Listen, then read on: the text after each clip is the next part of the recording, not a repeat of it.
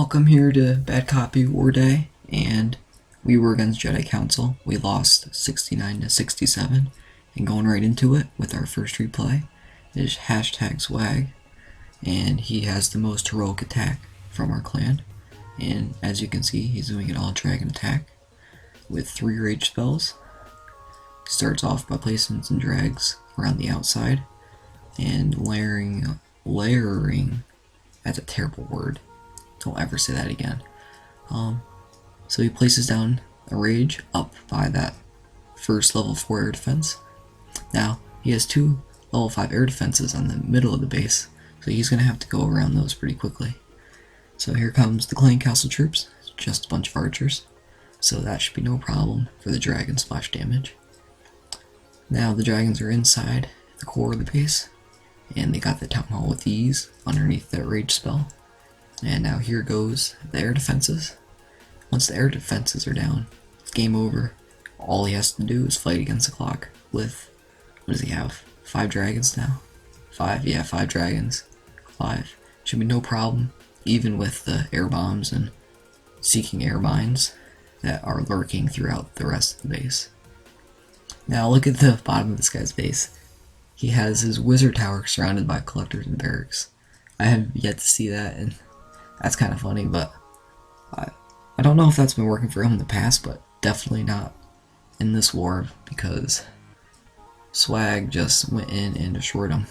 So this one dragon up here is going to go 1v1 against that archer tower, come away with just a little bit of health out of it. Last defense now on the wrap up, and that wizard tower takes out a dragon. That's hilarious. But anyways, he comes out with 100% damage, clutch 3-star. Good attack. Now onto the most heroic defense by Jan from our clan. He was under attack by Kim Prezon from Jedi Council. And I don't even know what he's using. He's using like Wizard, Wallbreakers, Hog Rider, some dragons. One of every spell for Town Hall 9. I'm not sure if he was just looking to get rid of troops, but then again, why would he have the dragons? But whatever his thought process was when he was making these troops, we'll never know. If that jump spell is worthless, the heal spell is not really going to do anything, so you don't have a bunch of troops to heal. So anyways, the attacker places down all of his drags with his level 5 Barb King, and so far the drags are getting hammered by those air defenses, and the dragons are working their way towards the middle of the base, and they're going to get caught up here on this king. See? So all the dragons now are going to go on the king, and the king's going to walk slowly forward towards the center, and that's going to put him right in range for that last air defense.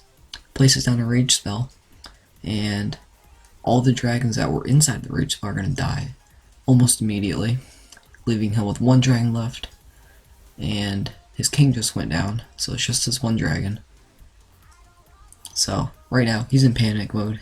He realizes that he ain't getting no stars, so I'm just going to speed it up here. And that will do it for the most heroic defense. So, good job, Jan. Nice base. Let's move on to the next one. So here we have a high level go wipe from Miab I don't even know how to say that. I doubt that's his real name, but I mean, it could be. Anyways, Dave from our clan is defending against this go wipe attack. And as you can see, he starts off nice. Places down his golems, followed by a line of wizards, and then his Pikas. Now, you'll see it a little bit later on, but one of these Pikas goes around the outside. He's just going to hammer away. He uses a healing spell up with his golems and his heroes. Yep, that Pika right there. He's just going to go around the outside and die immediately. So he placed down a heal spell, keeps his troops up to full health, and he has 2 Pikas on the inside, both his heroes. Well, no. His Archer Queen, his Barbarian King, if you can kind of see it. He's on the top.